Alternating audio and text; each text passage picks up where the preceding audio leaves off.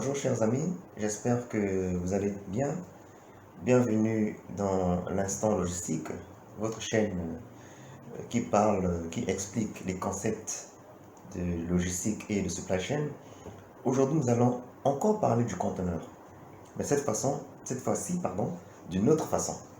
Nous allons aujourd'hui apprendre comment lire un conteneur. On a l'habitude de voir des conteneurs. On sait maintenant qu'il existe plusieurs variétés de conteneurs, des frigorifiques, des open top, open side, des CITIAM. Mais sur tous ces conteneurs, il y a souvent des écrits, des chiffres et des lettres qu'on n'arrive parfois pas à déchiffrer. Eh bien, ça tombe très bien parce qu'aujourd'hui, nous allons découvrir ensemble comment on fait pour déchiffrer, comment on fait pour lire un conteneur. Et j'espère qu'après cette vidéo, vous ne serez plus embêté sur la lecture d'un conteneur. On regarde ensemble, on apprend ensemble et on se retrouve tout de suite après. Vous avez donc ici l'image d'un conteneur et sur ce conteneur, vous voyez un ensemble de chiffres et un ensemble de codes, de lettres et de chiffres. On va apprendre à les déchiffrer. Sur cette image, vous allez remarquer, par exemple, l'ensemble de ces lettres-là. Vous avez T, R, L, U. Ces lettres, correspondent bien sûr à quelque chose. On va les découper. Nous avons d'abord les trois premières lettres, TRL, qui correspondent au code du propriétaire. TRL, donc, c'est le code du propriétaire de ce conteneur. Et TRL correspond, par exemple, à l'entreprise TAL International Group. Vous aurez pu peut-être avoir MSK pour Maersk. Voilà, donc là, on a TRL qui correspond au code du propriétaire. Et ce propriétaire-là, c'est TAL International Group. Et le U qui vient juste après, correspond à la catégorie d'équipement. On peut tomber sur un U, on peut tomber sur un R, on peut tomber sur un Z.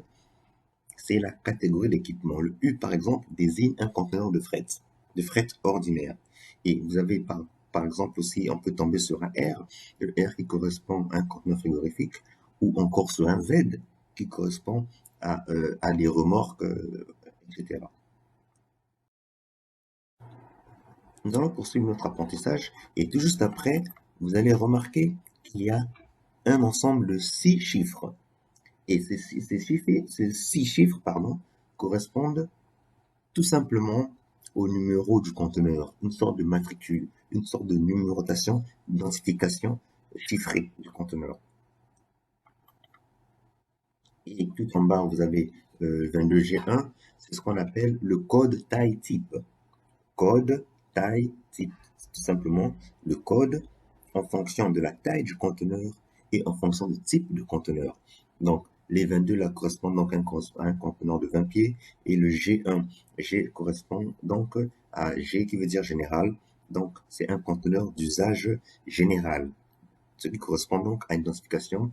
Dans les vidéos précédentes, on avait parlé des conteneurs dry, conteneurs standard, conteneurs à usage général. Donc, ce G-là signifie tout simplement qu'il s'agit d'un conteneur à usage général. Si, par exemple, le 22G1, vous tombez sur 22R, le R là voudrait tout simplement dire qu'il s'agit d'un conteneur frigorifique.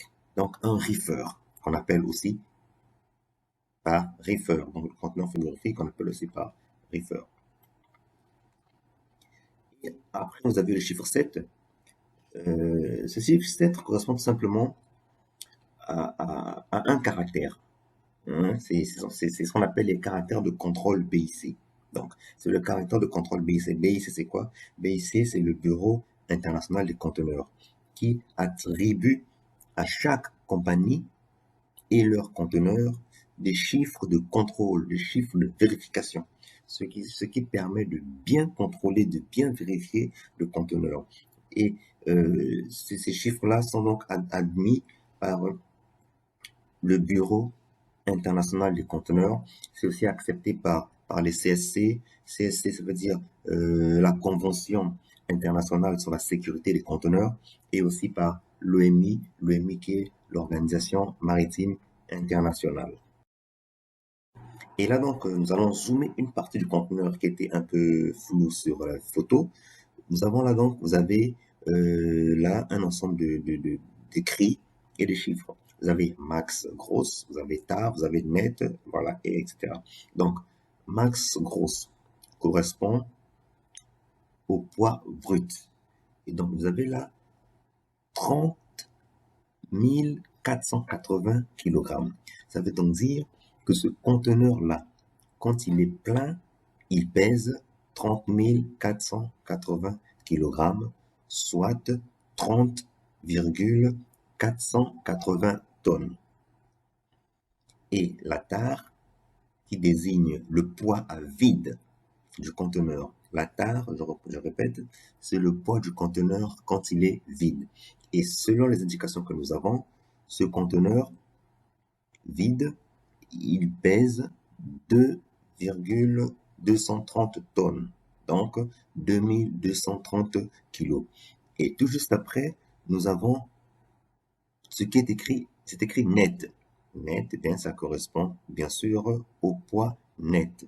Et ce poids net, d'après l'indication, donc ce conteneur a un poids net, une charge nette de 28 250 kg, soit 28,25 tonnes. Et après, nous avons CU, CAP, tout ça. Et là, ça correspond tout simplement au volume du conteneur. Donc, 33,2 mètres cubes. Ce conteneur, donc, a une dimension de 33,2 mètres cubes. Voilà donc sur ce qu'on peut dire la lecture des conteneurs. J'espère que ça vous a édifié et dorénavant vous saurez maintenant comment lire des conteneurs. Voilà, chers amis, j'espère que vous avez aimé la vidéo et surtout que vous avez appris comment lire un conteneur. Pour ma part, c'était un plaisir de partager cela avec vous. N'oubliez pas de laisser un j'aime et de vous abonner.